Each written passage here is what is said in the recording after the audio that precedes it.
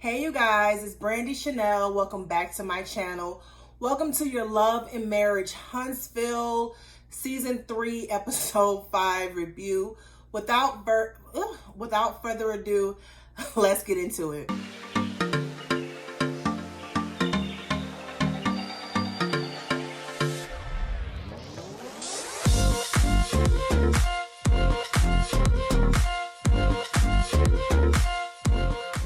Okay, you guys, so we are picking up where the last episode left off with Maurice, punk ass. He left Kimmy there to speak with his ex-wife, Kiki, and her husband, okay?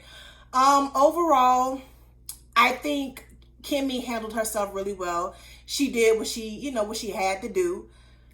I mean, she really didn't have to do it. She's a better woman than I would, because I would have picked my little to-go box up and I would have walked the fuck out right behind Maurice. But, Kimmy is very mature. She's the level-headed one. She's always taking the high road, and I think I've said this before, but, because she's so level-headed and so mature and is always taking the high road, people are going to take advantage of her because of that. And unfortunately, her punk ass husband is one of them. So, Kiowa brings up Monster vaping. We find out that his real name is Maurice Jr. I am so glad that we know this little boy's real name instead of Monster. Cause I know we got little nicknames we want to call our babies, when they're young or whatever the case may be, but Monster, really? Anyway, I also put in my notes that Kiowa, I said her name right, Kiowa. Oh, look at me, child. Look at me. I said that Kiowa has come a long way. I don't know if she saw herself the first season and, did a regroup, or she's just putting on for the cameras. Because she ain't like how she looked or came across the first season, and she just like, nah, I ain't gonna do that. I'm gonna be the bigger person. I'm gonna get it right and, present myself a certain type of way. Regardless, I'm glad that she, came together. I still think that she does not like Kimmy, and I think Kimmy knows that Kiowa don't like her, but, they're doing it for the betterment of Monster. Tish and Destiny are looking for cars. Tish says she's looking for a business car and a hot girl summer car. Is it just me, or Tish, sometimes she be trying to use these N words or the phrases that all the kids use, it don't come off like that's really her personality. It comes off like she's trying too hard. Is it just me? I don't know. Destiny tells Tish about her divorce, and Tish's reaction is like she knew but she didn't know. I think it's fair to say that people, while people may have not known that Destiny was getting a divorce, they could sense that something was going on in their marriage. Like something wasn't right between LeBerick and Destiny. So while, everyone says is acting like they're shocked, I think everyone can see it coming. All right. Tish tells Destiny about what happened in Houston with Marceau and the girl, Kira, or whatever the case may be. Once again, I feel like Tish is very insecure. She's very insecure. And I think she should have, when she did that with Marceau and the lady in the red dress named Kira, I think she should have put on a better front, because you never let the other woman see you sweat. And I mean, I don't even know if we can say Kira is the other woman, because all she did was say hi. All he did was say hi. Don't nobody, to me, and that's just not me, Marceau is okay looking. He's nothing to write home to mom about. Like he's not like, ooh, girl, you see that? You see that? He's fine, girl. What? He's not that. He look good. He's not I think his shape bothers me. I think his shape bothers me. I mean, we pretty much built the same. We both, kind of wide in the hips, you know what I'm saying? So I think it's his shape that throws me off. But if Tish like it, I love it. So they talk about that, and then they talk about, Destiny tells Tish about Tiffany. And, Destiny pretty much tells her what happened, and that, Tiffany served her some cold tea, some ice cold tea, some Lipton tea, or whatever the case may be. Destiny, if the tea was cold, why did you have to walk out? Because, you let it be known then that you were bothered by it, even though I think Tiffany was being messy. If it was cold tea, then why did it bother you so much to the point that you had to get up and walk out of your own dinner or breakfast, brunch, whatever? Why did it bother you so much? Another thing, I want to backtrack just a little bit. When Tish was telling Destiny about the women in Houston, Destiny was in a confessional, was like, it's good that Tish is confident in her marriage, but, we've all heard the rumors about Marcel. And I'm like, well, Destiny, why don't you tell us about your business instead of speaking on everyone else's marriage? Tell us what really happened between you and LeBaric.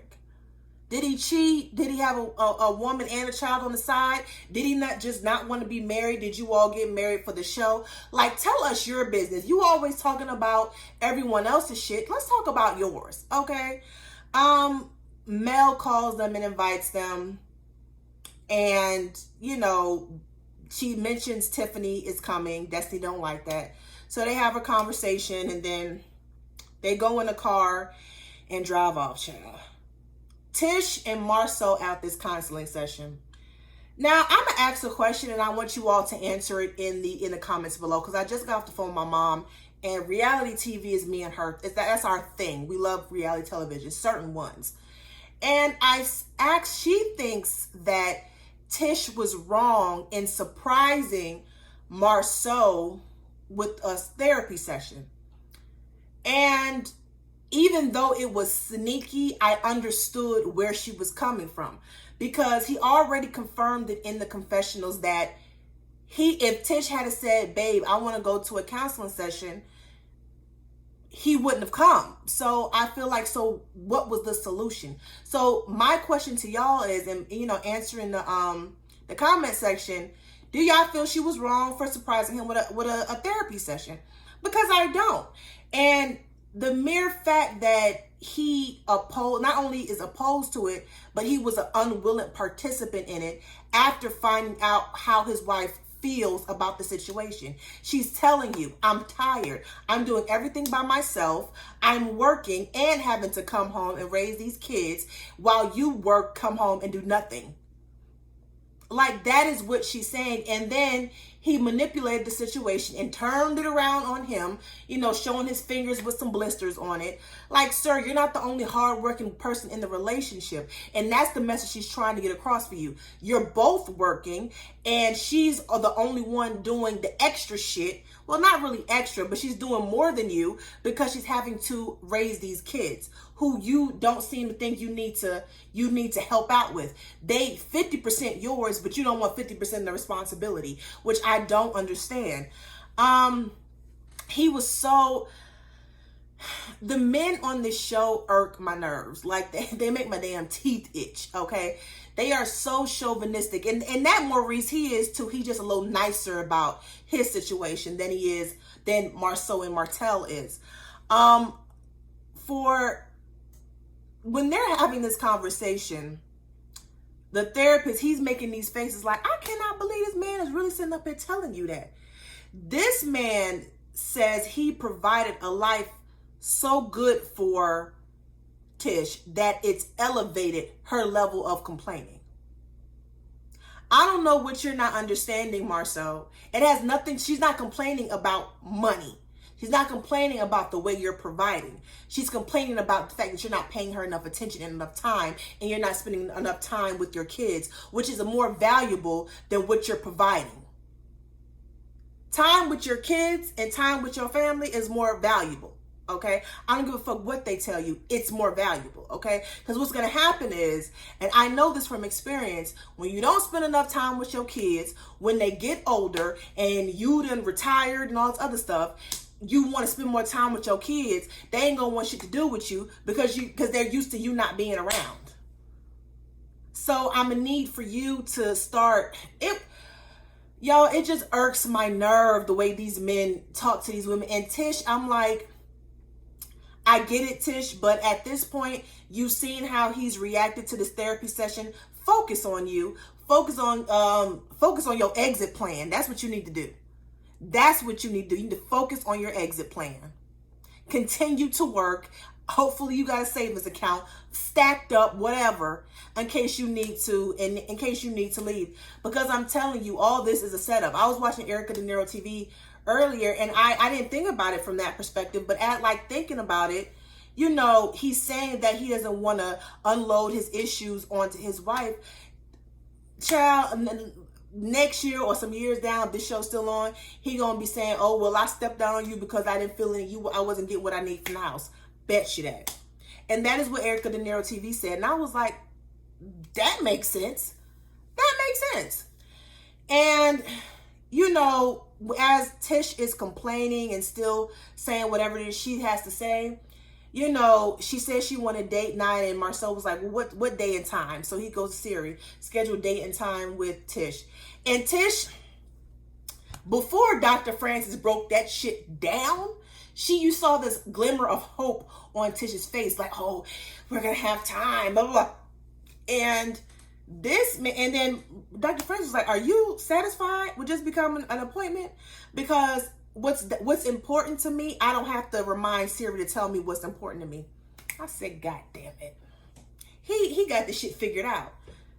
And that is the reason why Martell did not want him as a therapist, because he's going to hold you accountable for your actions. He's not going to pat you on the back, because you're used to being coddled by your mama, by your woman. So now you want this man to coddle you, and that's not going to happen. You want this man to be like, oh, I get what you're saying. I completely understand what you're saying. You know, it's not wrong. It's not wrong. That's what you want, and he's not going to do that for you. The therapy session, like I said, how Marcel responded to that situation and how he acted. Tish, girl, focus on yourself. Focus on yourself. Maurice and Kiowa are taking Monster to the Space and the Rocket Center in Huntsville. And they talk about the whole vaping thing. They start talking about sex, and they start talking about some little girlfriend that he got in Michigan. I find it funny that Maurice made time for this, but she didn't make time for the conversation to have with him, Kimmy, Kiowa, and her husband. You make time for the shit that you want to make time for. I thought the conversation was cringy. I think the little boy, he handled it the best way he could. I think it was a little bit embarrassing, to be having a sex talk on camera. It was a little embarrassing, but he handled it really well. He said he don't want to start having sex until 24. Yeah, I said the same thing, child. But more power to you, boo. Let me know how that work out for you. Tiffany and her husband, she's getting ready for a little taco night with Mel, and she's talking to her husband about the situation with Destiny. And basically he told her, listen, I don't think you meant anything malicious by it, but it wasn't the right time. I can't tell if she meant something malicious by it. I don't know, because her energy in the confessionals is it's too spicy for me, especially when you just met Destiny. Like it's too clapbackish for me on some people you just met. Like it's something about her energy is not right. I don't know if she meant it any kind of way. I don't know. I'm the jury is still out on Tiffany. I don't know if I like her or not. I kind of feel like she should have known better than to put some information out there at someone's dinner party, because don't nobody want to be reminded about, possibly being cheated on. And the first time you met her, you brought up some situation where he could have been with it was in poor taste. It was in poor taste. So it's ladies' night, it's ladies' taco night. Tish comes over to Mel, and she's telling Mel what Destiny told her. She's before then, she's also keeping her update about the little therapy session. Basically saying that it went okay, but she's going to go by herself. Then she tells Mel about the conversation she had with Destiny about Tiffany, and that she was really upset. Y'all in the comments, let me know if that was messy. I think it was messy, but however, had she not have brought it up, we wouldn't have seen the next scene, what happened. So everyone starts coming in. Destiny is ringing the doorbell, and at this time all the ladies are there, and she said they locked her out. And I was kind of like, in the way Mel answered the phone, it was like, girl, we was waiting on you. I kind of felt like, that's kind of out of place right there. Like, I feel like you possibly did that on purpose because you feeling some type of way about her not telling you that she had an issue with you and Tiffany.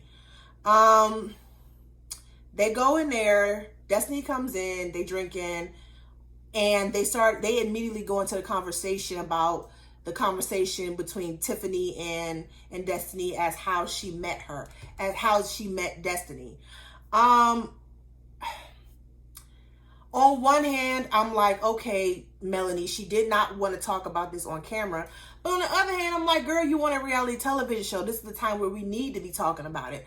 Or maybe she just didn't want to talk about it in front of Tiffany. So, I mean, I don't know. And, to me, something about Melody and her personality, she seems very